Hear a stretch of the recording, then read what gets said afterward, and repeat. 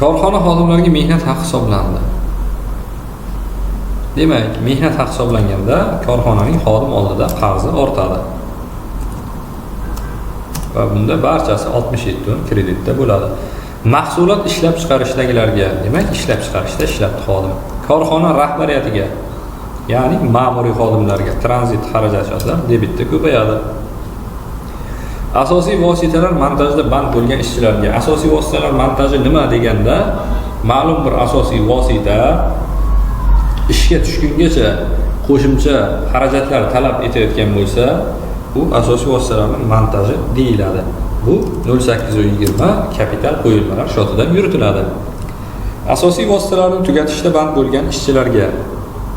Asosiy vositalarni tugatish deganda asosiy vositani sotish, buzish, kimgadir hadya qilish, o'sha yerda ishlagan ishchilarga ish haqi hisoblaganda asosiy vositalarning chiqib ketishi degan tranzit 9210 shotimiz bo'ladi.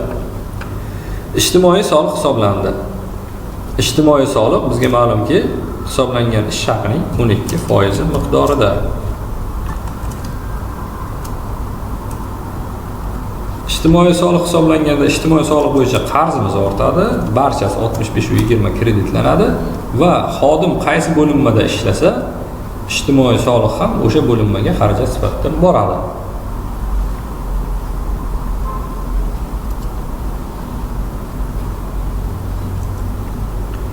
Mehnat haqidan daromad soliq ushlab qolindi. Xodimlarga bo'lgan qarzimiz kamaydi va byudjet oldida daromad soliq bo'yicha qarzimiz ko'paydi. Bu umumiy mehnat haqining 12% miqdorida bo'ladi. NPS hisoblandi. Bu 0,1% edi. Daromad solig'idan olib qolinadi va 65-30 bo'yicha qarzimiz ko'payadi. Hisob-kitob shotidan o'tkazildi. Demak, pul mablag'larimiz kamaydi. Ijtimoiy soliq bo'yicha qarzimiz ham kamaydi. Ijtimoiy soliq bo'yicha qarzimiz jami 3,91,200 so'm edi. Daromad solig'i to'landi. Pulimiz kamaydi. Daromad solig'i bo'yicha qarzimiz ham kamaydi. Va daromad solig'idan qarzimiz shaxsiy jamg'arib boriladigan pensiya hisob varaqlarini ayirgan holda topiladi. 3,65,440 so'm. Shaxsiy jamg'arib boriladigan pensiya hisob varaqlariga ajratmalar to'landi. Qarzimiz kamaydi va pulimiz kamaydi. Kassaga mehnat haqi uchun olindi. Demak, kassada pul mablag'larimiz ko'paydi, hisob raqamimizda pul mablag'lari kamaydi. Qancha pul oldik? Biz xodimlarga hisoblaganimiz 25,760,000 so'm.